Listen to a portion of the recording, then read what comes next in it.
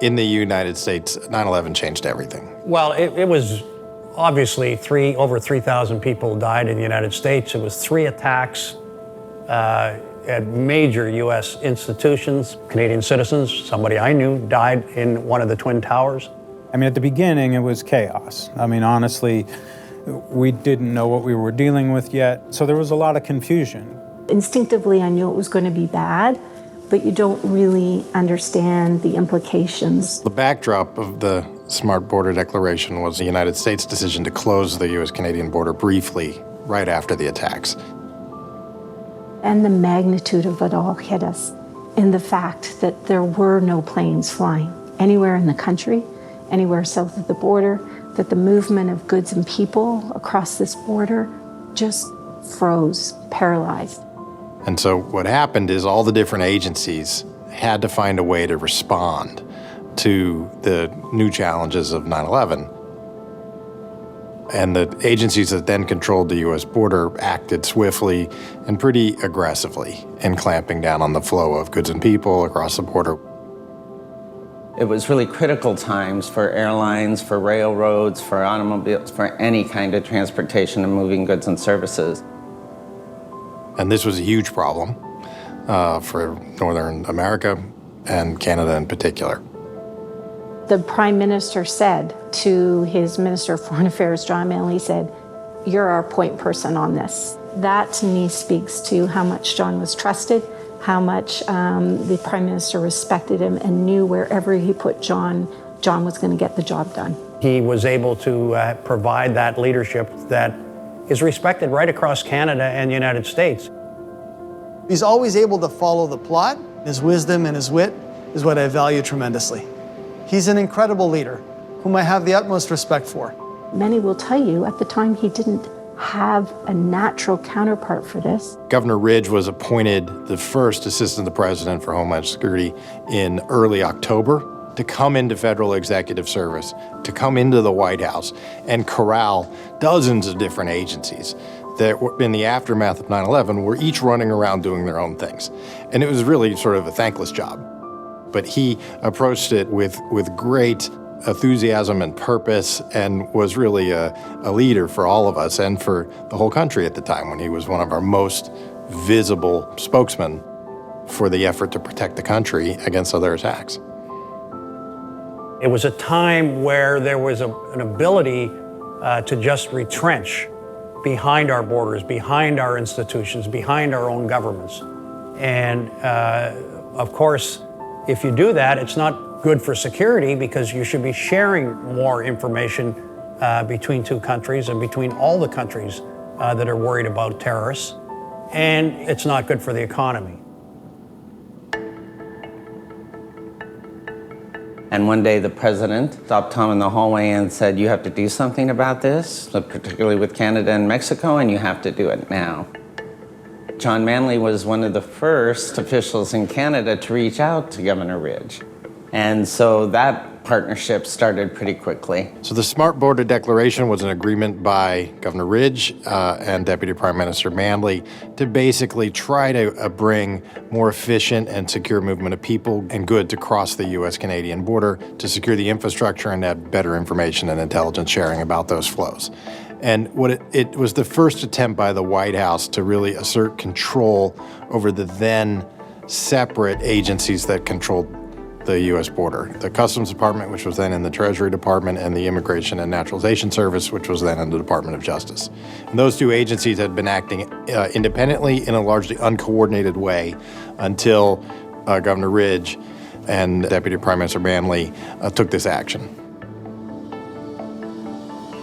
John Manley and Tom Ridge not only had that conviction, they had the vision of what needed to be done, and they led their teams with tremendous energy and enthusiasm to get it done.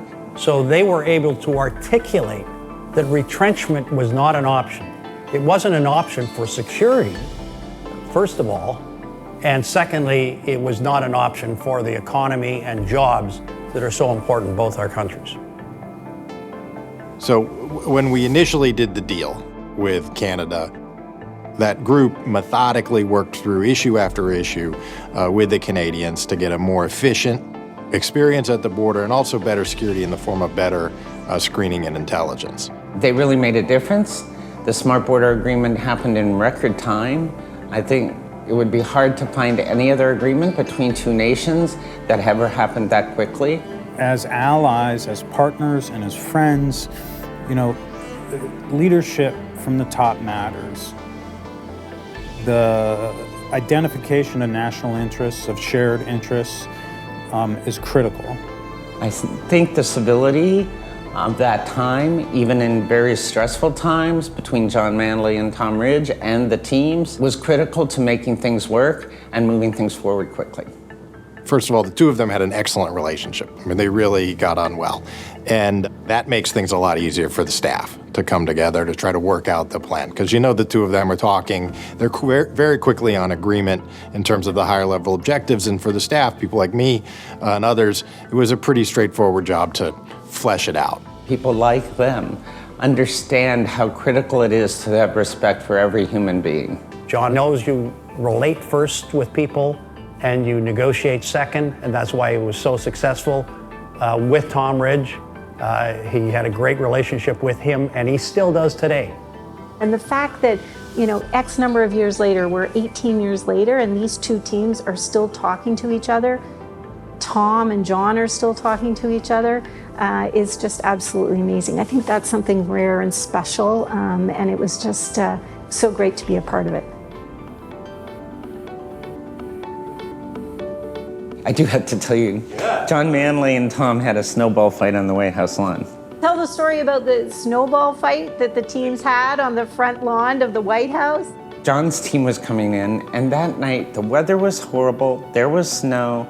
Just as it finally, their cars pull up in front, and the Canadian team's getting out, some of us from the US team and the governor come out, and the next thing you know, a snowball fight breaks out between John Manley and Tom Ridge. It was wonderful. Secret Service are going, I go, no, it's all right, they're friends. I think this relationship went well beyond politics and that they were genuinely friends. And the two of them, I think, exemplified the sort of relationship that you'd like to see between allies, which now seems almost from another era. They built something that has sustained itself through 18 years. Sure, it's evolved, but it still stands. 18 years later, it's going to stand forever. It guides us how we handle it. It was also, too, I think, a phenomenal case in how to handle crisis and how to handle it right. And so it should forever be remembered for those reasons alone, if not many others I haven't mentioned. I think it's important to recognize the types of leadership and characteristics that Governor Ridge exhibits, because leadership matters. Trust and integrity matter. Competence matters. Civility matters. Well, aside from his intelligence, John is a patriot for both his public and private sector pursuits. Those things make a big difference in how international relations should work. In 2019, those are the sort of examples we really ought to be honoring, in my opinion. It's the first time ever that the Wilson Institute, the Canada Institute, we have provided awards for citizenship and leadership to both a Canadian and an American at the same time. So it's really important in these times of conflict and the time that the media leads with conflict, that we can demonstrate cooperation is a better way to proceed. And we have lots of good examples of cooperation, and none better than John Manley and Tom Ridge.